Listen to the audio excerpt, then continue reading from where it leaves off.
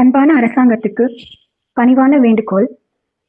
தேசிய மக்கள் தொகை கணக்கெடுப்பு பணியில் ஈடுபட்டிருக்கக்கூடிய அரசு ஊழியர்கள், ஆசிரியர்கள் சார்பாக இந்த வேண்டுகோள் நான் வைக்கிறேன். ஆகஸ்ட் மாதம் 1, 2, 3ஆம் தேதிக்கு மேப்பிங் பண்ணுறதுக்கு ஏரியாவுக்கு போனோம். காலையில் 7 மணிக்கெல்லாம் போயிட்டு ஆர்வ கோளாறுல அப்படியே நடந்து போயிட்டே வீடுகளை மேப் பண்ணிக்கிட்டே அப்படியே போயிட்டோம். ஒரு 2 கிலோமீட்டர் 3 கிலோமீட்டர் அப்படியே ஏரியாவும் சுற்றி நடந்தாச்சு. வீடு அழகா கிராமத்தில் எப்படி இருக்கும், இந்த காட்டில் ஒரு வீடு இருக்கும், 20-30 மீட்டர் தள்ளி தூரத்தில் ஒரு வீடு இருக்கும் இல்லையா, அப்படியே ஆர்வ கோளாறுல போயாச்சு. ஒரு pad, A3 sheet, pencil, rubber, phone, water bottle, தொப்பி, ஐடி கார்டு இதை எடுத்துக்கிட்டு வண்டி ஒரு இடத்துல நிறுத்திட்டு போயாச்சு. காலையில் 7 மணிலேருந்து நல்லா சுறுசுறுப்பாக மக்கள்கிட்ட சிரிச்சு பேசிக்கிட்டு அவங்க கேட்குற கேள்விக்கெல்லாம் பதில் சொல்லிட்டு ஆர்வத்தோட தான் ஆரம்பித்தோம். ஆனால் ஒரு 11 மணி 12, 12 ஆகும்போது எனர்ஜி ரொம்ப லோ லெவல் ஆயிடுச்சு. எங்களால் மக்கள் கேட்குற கேள்விகளுக்கு பதில் சொல்ல முடியல. என்னால் முடியல, மற்றவங்க எப்படியோ தெரியாது. காலையில் ஃபஸ்ட் டைம் ஃப்ரெஷ்ஷாக கேட்கும்போது இன்ட்ரெஸ்ட்டாக பதில் சொன்னேன். ஆனால் 11 மணி 12 மணிக்கெலாம் ஏயா என்ன வீட்டை எட்டி பார்க்குற, ரேஷன் கார்டு எழுதுறியா, எங்களுக்கு 2 குடும்பம் ஆச்சு, 2க்கு பிரித்து கொடு, சக்கரை சீட்டு எழுதுறியா, இந்த கூரை மாற்றிட்டு தார் ஸ்பீட் எழுதி தரியா, 1000 ரூபா பணத்துக்கு எழுதி தரியா, என்னென்னமோ கேட்குறாங்க.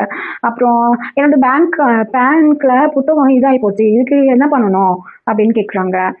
நிறையா இந்த மாதிரி அன்வான்ட் கொஷின்ஸ் கேட்குறாங்க. அவங்களுக்கு புரிய வைக்க முடியல.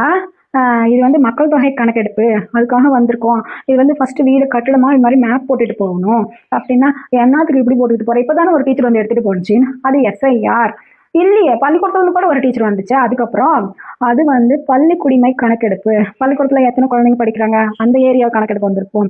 சரி, நீ யாரு, எந்த ஊர்லேருந்து வர, எதுக்கு இப்படி சுற்றிக்கிட்டு தெரியுற, இங்கேருந்து அங்கே அந்த வீட்டுக்கு போகிற, அங்கே இந்த வீட்டுக்காக எழுதிக்கிட்டியா, இந்த மாதிரி நிறையா. இது கொஞ்சம் தான் மறந்து போச்சு. அது இல்லாமல் அப்புறம் நாய்கள் தொல்லை பயங்கரமாக இருக்குது. நாய்களோட சேர்ந்து குடிமகன்கள் தொல்லையும் அதிகமாக இருக்குது. கூட கணவரோட தான் போகிறோம், இருந்தாலும் அவங்க கேட்குற கேள்விகள், அவங்களோட அணுகுமுறையெல்லாம் பயமாகவும் இருக்குது. காடாக இருக்குது. கிராமத்தில் காடுகள் தான் வந்து எங்களோட ஹேபிடேஷன். எங்களுக்கு பிரித்து கொடுத்துருக்குற பிளாக்கு. மேக்ஸிமம் தொடக்க கல்வியில் எல்லாருமே லேடிஸ் டீச்சர்ஸ் தான் இருப்போம்.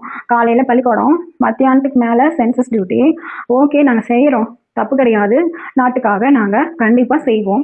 எங்களுக்கு ஒரே ஒரு உதவி மட்டும்தான் பண்ணணும். என்ன அப்படின்னா, இந்த வண்டியில் ஒரு ரேடியோ கட்டிக்கிட்டு நகராட்சியாகட்டும் பேரூராட்சி ஆகட்டும், இப்படி அரசு ஊழியர்கள், ஆசிரியர்கள் வந்து மக்கள் தொகை கணக்கெடுப்பு எடுக்கிறதுக்கு வருவாங்க. இந்த மாதிரி ஒரு 30 கேள்வி கேட்பாங்க. அதுக்கு பதில் கரெக்டாக சொல்லுங்கள். அவங்களுக்கு தேவையில்லாமல் கேள்வி கேட்டு தொல்லை பண்ணாதீங்க. அவங்களுக்கு ஒத்துழைப்பு கொடுங்க.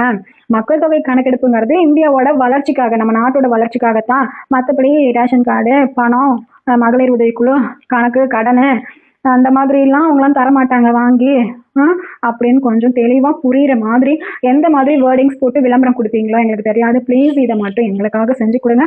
இந்த ஒரு 10 நாளைக்கு தொடர்ச்சியாக ஊருக்குள்ளே காட்டுக்குள்ளே இருக்கிற மக்களுக்கு மக்கள் தொகை கணக்கெடுப்பு, அப்புறமா இந்த 30 கேள்வி 34 கேள்வி, அதில் ஒரு 10-15 கேள்வி அவங்க ஆன்சர் பண்ணுற மாதிரி வரும். மற்றதெல்லாம் நாங்களே போட்டுப்போம். அதுக்கு மட்டும் கொஞ்சம் உதவி பண்ணணும். ஒரு வண்டியில் ரேடியோ கட்டிட்டு விளம்பரம் பண்ண சொல்லுங்கள் ப்ளீஸ். இது எந்த டிபார்ட்மெண்ட்டுக்கு சொல்லணும்னு எனக்கு தெரியல. கொஞ்சம் இதை மட்டும் செஞ்சு மக்கள்கிட்ட போதிய விழிப்புணர்வு ஏற்படுத்தி கொடுக்குற மாதிரி நான் தாழ்மையோடு கேட்டுக்கிறேன். ப்ளீஸ் இதை மட்டும் ஒரு ஃபேவராக பண்ணி கொடுங்க. கணக்கெடுக்கிற வரவங்கிட்ட கொஞ்சம் அன்பாக பேச சொல்லுங்கள்.